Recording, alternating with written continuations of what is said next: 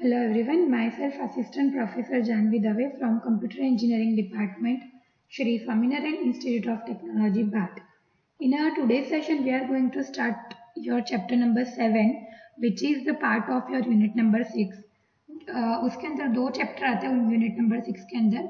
Chapter 7 which is computational function, measuring, classification and complexity, and chapter 8 जिसमें से हमने chapter 8 जो है वो कंप्लीट कर लिया है.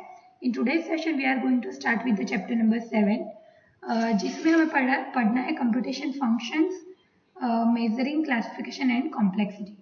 First of all, what is computational function?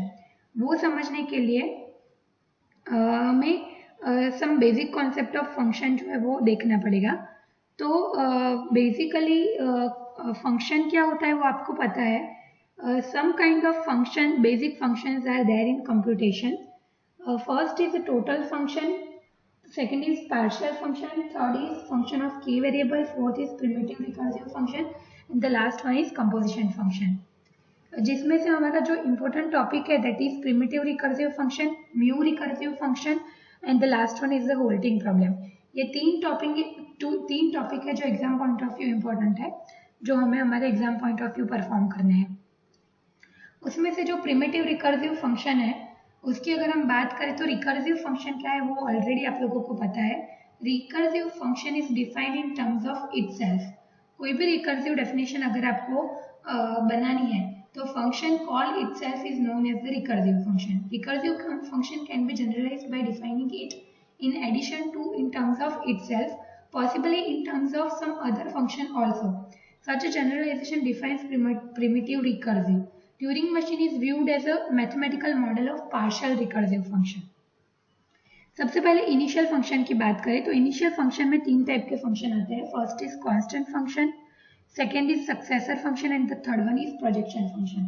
Constant function को आप जीरो फंक्शन भी बोल सकते हो, जिसमें zero function is defined by z of x is equal to 0 और constant function is defined by c of x is equal to a, जहाँ पे a is some constant value. The second one is the successor function. Successor function is defined by s of x is equal to x plus 1, जो कि continuously एक increment करवाता जाएगा आपकी value को. And the third one is the projection function.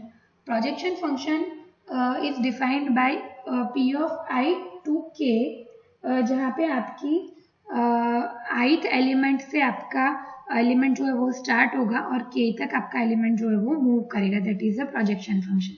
उसके बाद आता है composition function and this initial function is also known as primitive recursive function. Primitive recursive function के अंदर भी ये तीन फंक्शन ही आएंगे, कांस्टेंट और zero function, successor function and projection function.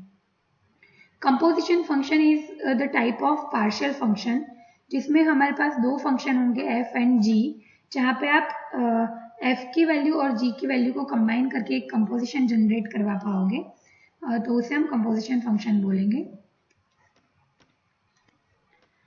Next primitive recursive operation, जो कि हमने ऑलरेडी डिस्कस कर लिया है. प्रिमिटिव रिकर्सिव फंक्शन क्या है वो भी हमने डिस्कस किया कि प्रिमिटिव रिकर्सिव के अंदर क्या क्या चीज़ें इंक्लूड करवाएंगे. तो ऑल इनिशियल फंक्शंस जो कि तीन थे, constant, successor and projection function. उसके बाद हम कोई भी k वैल्यू के लिए हमारा zero function, successor and projection function जो है वो अप्लाई कर सकते हैं इन प्रिमिटिव रिकर्सिव फंक्शन. उसके बाद दो चीज़ें आती है, bounded quantification and unbounded minimalization. Bounded and unbounded का मतलब क्या होता है वो आप ऑलरेडी जानते हो.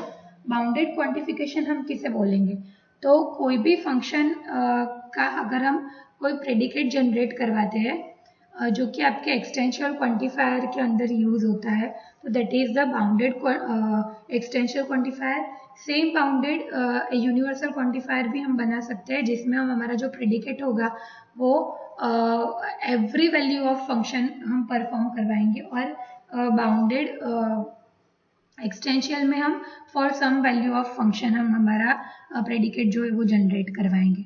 अनबाउंडेड मिनिमलाइजेशन में क्या होगा, if p is an n+1 place predicate, the unbounded minimalization of p is a partial function which is defined by minimum value of predication, और जो आपकी वैल्यू आप प्रिडिकेट करोगे उसका आंसर जो है वो ट्रू होना चाहिए, मतलब वो सेटिस्फाइंग होना चाहिए। तो that is the unbounded minimalization. Exam point of view ये चीज़ इंपॉर्टेंट नहीं है, सो इसके ऊपर इतना फोकस करने की ज़रूरत नहीं है। This is the most important topic which is mu recursive function. Mu recursive function की अगर हम बात करें तो mu recursive function is the important topic according to your examination. Mu recursive function, और जिसे हम सिंपली रिकर्सिव और पार्शियल रिकर्सिव फंक्शन भी बोल सकते हैं, वो चार पार्ट में हम उसे डिवाइड कर सकते हैं। Mu recursive function is the kind of unbounded मिनिमलाइजेशन।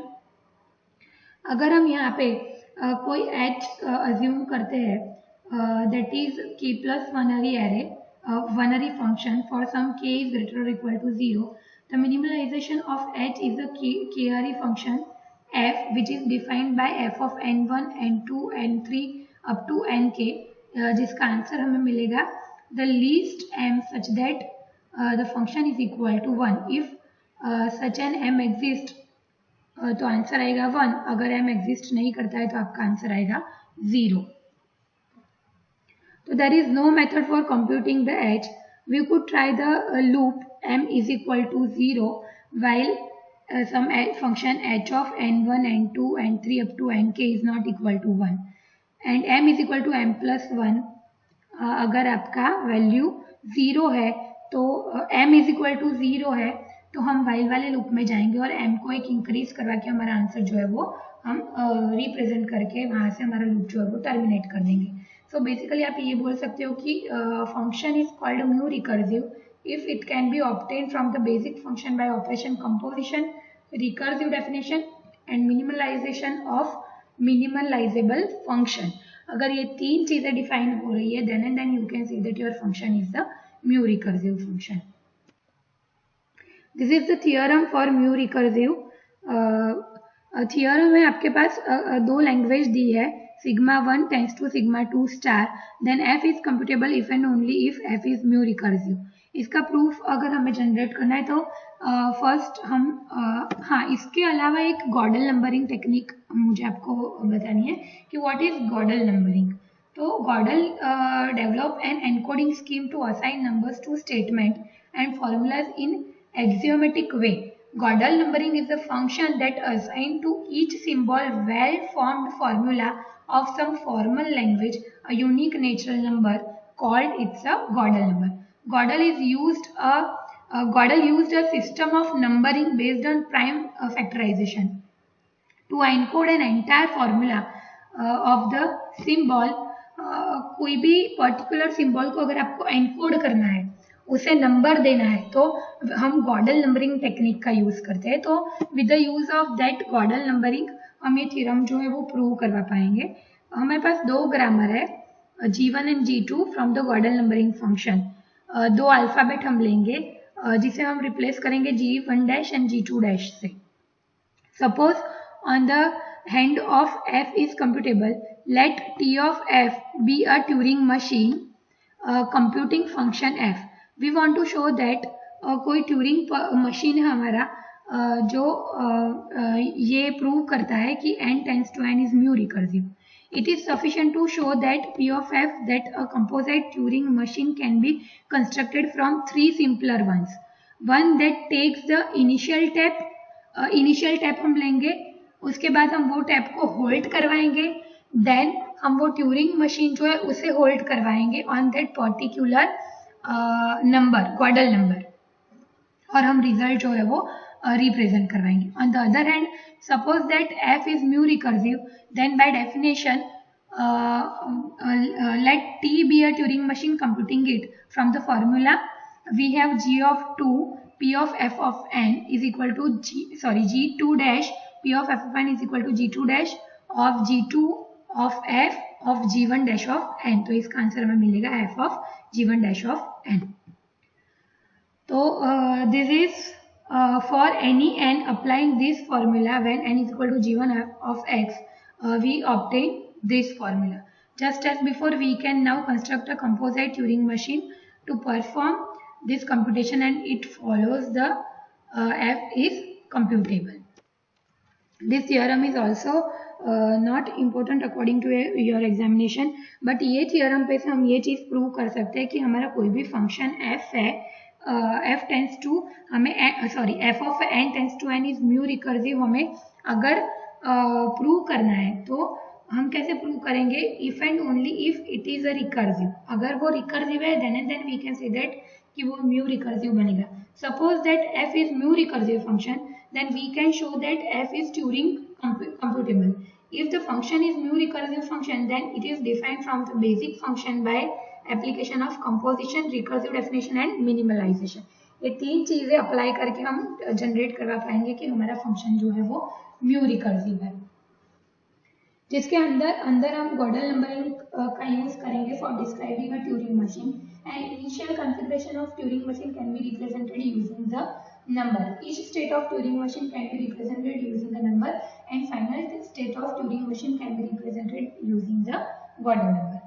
So basically this theorem proves that any computable function will become the mu recursive function. उसके बाद का हमारा जो टॉपिक है that is the halting problem. Halting problem is the most important topic of this chapter.